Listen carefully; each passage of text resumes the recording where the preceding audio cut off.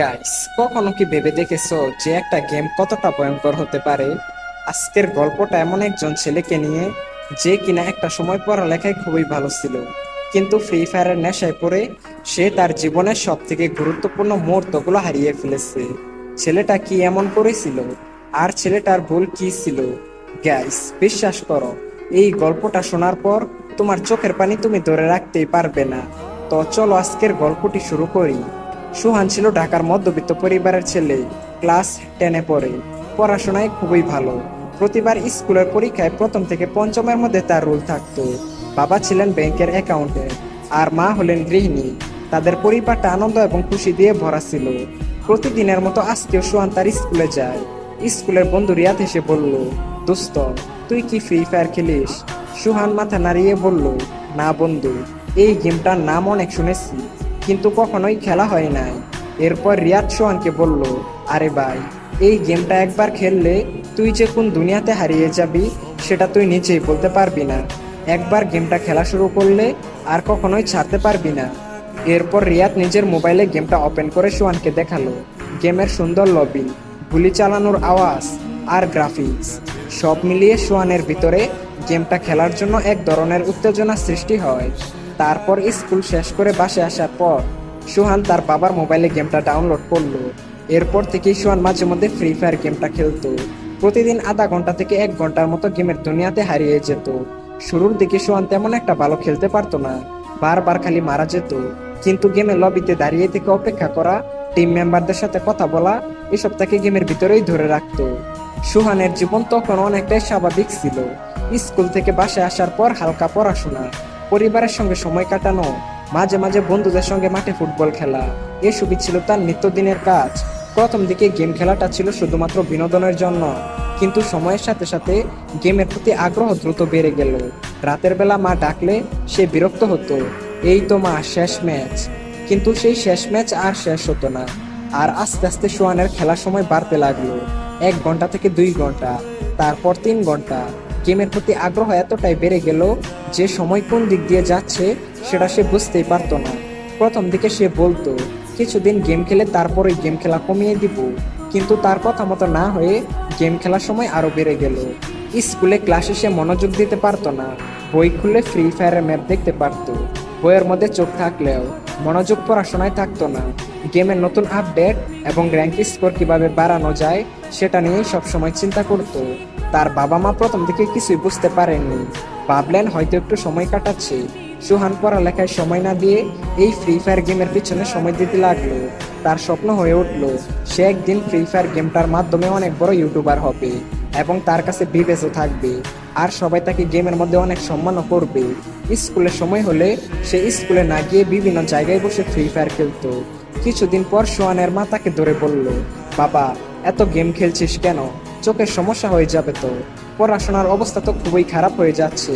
সোহান জবাব দিল, মা, আমি সবকিছু সামলাতে পারবো, কোনো সমস্যা নেই। কিন্তু সোহানের মা ঠিকই বুঝতে পারলো তার ছেলে এখন অনেকটাই বদলে গেছে। আগে যেমন তার ছেলের মুখে সবসময় হাসি খুশি থাকতো, কিন্তু এখন তার ছেলে পুরোপুরি চুপচাপ, কখনো রাগ করতো, কখনো মনমরা হয়ে বসে থাকতো। এদিকে সোহান নিজের রুমে গিয়ে দিনের পর দিন এই গেমটার পিছনে সময় দিতে লাগলো। গেমের প্রতি আসক্তি এতটাই বেড়ে গেল যে প্রতিদিন 15 থেকে 18 ঘন্টার মতো র্যাঙ্ক পুশ করত। আর সেই কারণে আস্তে আস্তে সোহানের শারীরিক এবং মানসিক অবস্থার পরিবর্তন ঘটতে লাগলো। সারা রাত র্যাঙ্ক পুশ করার কারণে সকালের দিকে সোহানের চোখগুলো লাল হয়ে যেত। স্কুলে মনোযোগ নেই। শিক্ষিকা বললেন, সোহান, এত মনোযোগ হারাচ্ছিস কেন? সোহান কোনো উত্তর দিল না। সোহান রাতেও গেমটা খেলতে লাগলো, এমনকি রাত 2টা থেকে 3টায় ঘুমাতো। সোহানের ঘুম কম হতে লাগলো, আর সেই কারণে মুখ ফ্যাকাশে হয়ে যেতে শুরু করলো। আর অতিরিক্ত গেম খেলার কারণে মাঝে মধ্যে সোহানের চোখ দিয়ে পানি পড়া, মাথা ব্যথা, চোখে কম দেখা, আরো বিভিন্ন ধরনের মানসিক সমস্যার সৃষ্টি হতে লাগলো। সোহান এই সব কিছু বুঝতে পেরেও কাউকে কিছুই বলতো না। তোমরা আগে হয়তো জেনেছো, সোহান একজন মেধাবী ছাত্র ছিল। সে আগে পরীক্ষায় ভালো রেজাল্ট করতো, কিন্তু এখন সে ফ্রি ফায়ারের নেশায় পড়ে আসক্ত। স্কুলের পরীক্ষা কাছে চলে আসলেও সোহান কোনো প্রস্তুতি নেয়নি। তার মন পড়াশোনা থেকে সরিয়ে গেমের দিকে চলে গেছে। এরপর কিছুদিন পর যখন পরীক্ষার রেজাল্ট আসে, তখন সোহানের রেজাল্ট আসলো ফেল। শিক্ষক ডাকলেন তার মা বাবাকে আর বললেন, আপনার ছেলে এখন আর পড়াশোনায় মনোযোগ দিচ্ছে না, সারাক্ষণ ক্লান্ত, মনোযোগহীন। আপনার ছেলের দিকে একটু খেয়াল রাখুন। সোহানের বাবা তার ছেলের এরকম রেজাল্ট দেখে অনেকটাই হতাশ হয়ে যায়। এরপর সোহানের বাবা তার ছেলের হাত থেকে মোবাইলটি নিয়ে বলল, আজকে থেকে তোর মোবাইল টিপা একদম বন্ধ। সোহান তার বাবাকে বলল, এটা কখনোই সম্ভব না। এরপর সোহান উল্টা তার বাবার হাত থেকে মোবাইলটি নিয়ে তার রুমের মধ্যে গিয়ে দরজা লাগিয়ে দিল। যেই সোহান এক সময় তার মা বাবাকে সম্মান করত, শ্রদ্ধা করত, সেই সোহান এই গেমের নেশায় পড়ে তার বাবার সাথে এইরকম একটা ব্যবহার করলো। সোহানের বাবা তার ছেলের এইরকম আচরণ দেখেও কিছুই বলল না, কারণ সোহানের বাবা তার ছেলেকে অনেক বেশি ভালোবাসতো। কিন্তু সোহানের এইরকম আচরণ দেখে সোহানের বাবার কষ্টে বুকটা ফেটে যাচ্ছিল। বস, এটা তো মাত্র শুরু। সোহান গেমের আসক্তিতে পড়ে এমন কিছু কাজ করে যেটা তোমরা কল্পনাই করতে পারবে না। এরপর থেকে সোহান স্কুলে যাওয়া বন্ধ করে দিল। গেমের ভিতরে তার সাথে নতুন নতুন বন্ধুদের সাথে পরিচয় হতে লাগলো।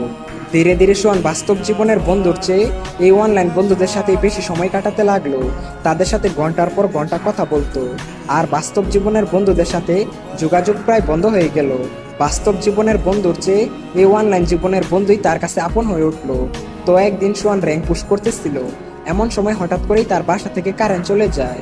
সোহান এতটাই রেগে যায় যে তার মোবাইলটি ছুঁড়ে ফেলে দেয়, আর তার মাকে গিয়ে উল্টাপাল্টা কথা বলতে থাকে। সোহানের মা সবকিছু সহ্য করে যাচ্ছিল। ওহ সরি, সোহানের ব্যাপারে আরো অনেক কিছুই তোমাদেরকে বলা হয় নাই। সোহানের ভাত খাওয়ার সময় হলে সে চামচ দিয়ে ভাত খেত, এমনকি বাথরুমে গেলেও মোবাইল হাতে করে নিয়ে যেত। বাইরে ভাই, বুঝতে পারছো গেমের প্রতি কতটা আসক্ত হয়ে গেলে মানুষ এই সব কাজ করতে পারে। তখনও সোহান ডায়মন্ড কেনার বিষয়ে তেমন কিছু জানতো না, কিন্তু একদিন গেম খেলার সময় সোহানের পরিচয় হলো একজন রহস্যময় ছেলের সাথে, যার নাম ছিল হান্টার এক্স। তার কাছে ছিল সিজন 1 এবং হিপ হপ বান্ডেল। সেই গেমের মধ্যে খুবই ধনী এবং জনপ্রিয় প্লেয়ার ছিল। তো সোহান হান্টার এক্সকে জিজ্ঞেস করলো, ভাই, আপনার কাছে এত পুরাতন বান্ডেল কিভাবে আসলো? তখন হান্টার এক্স বলল, এই সব ডায়মন্ড দিয়ে কিনেছি। সোহান বলল, ডায়মন্ড কি ভাই? এরপর হান্টার এক্স বলল, গেমের মধ্যে টাকা খরচ করে ডায়মন্ড কিনতে হয়, তারপর ডায়মন্ড দিয়ে এইসব বান্ডিল পাওয়া যায়। সোহান বলল, ও আচ্ছা, এই ব্যাপার। তাহলে গাইস, সোহান এখন কি করবে? সে কি তার বাবা মায়ের কাছ থেকে টাকা চুরি করে ডায়মন্ড কিনবে? আর হান্টার এক্স আসলে কে? সামনে কি হতে চলেছে? এই সমস্ত কিছু জানতে হলে চ্যানেলটা লাইক এবং সাবস্ক্রাইব করে পার্ট 2 লিখে কমেন্ট করো। আর হ্যাঁ গাইস, এই গল্পটা তোমাদের কেমন লাগলো সেটা অবশ্যই কমেন্ট করে জানিও। দেখা হচ্ছে অন্য কোনো ভিডিওতে।